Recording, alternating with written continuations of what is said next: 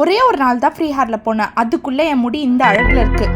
இப்படி குருவி கூடு மாதிரி இருக்க என் ஹேரை நான் எப்படி டீடாங்கிள் பண்ணி சரி பண்ணுவேன்னு தான் நான் உங்களுக்கு காட்ட போகிறேன். இந்த முனி ஹேர் ஸ்டைலில் நம்ம டீடாங்கிள் பண்ணுறதுக்கு தேவைப்படுறது ரெண்டு பொருள் தான். அது என்னென்னு நான் காட்டுறேன். ஃபர்ஸ்ட், இந்த பெரிய பல்லு சீப்பு நிறைய கேப் இருக்கதா பார்த்து வாங்கிக்கோங்க. அப்புறம் ஆர்த்தி நேச்சுரல்ஸோட ஹேர் ஆயில். ஃபர்ஸ்ட் டீடாங்கிள் பண்ணுறதுக்கு முன்னாடி உங்கள் கழுத்துலையும் காதுலையும் இருக்கிறதெல்லாம் கழட்டி வச்சுருங்க.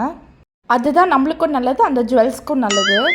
அப்புறம் நான் ஸ்க்ரீனில் காட்டுற மாதிரி உங்கள் ஹேரை 2 செக்ஷனாக பிரிச்சுக்கோங்க.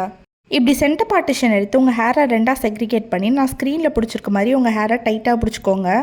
ஃபர்ஸ்ட் எண்ட்லேருந்து ஸ்டார்ட் பண்ணுங்கள். கீழே கொஞ்சம் ஸ்பேஸ் விட்டுட்டு அங்கேருந்து பொறுமையாக உங்கள் ஹேரை டீடாங்கிள் பண்ண ஸ்டார்ட் பண்ணுங்கள்.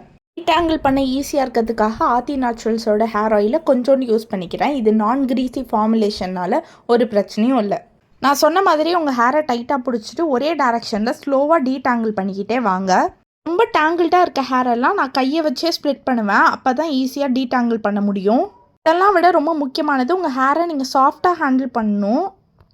இந்த ப்ரொசீஜரில் நீங்கள் டீடாங்கிள் பண்ணும்போது உங்கள் ஹேர் லாஸ் சூப்பராக கம்மியாகும்.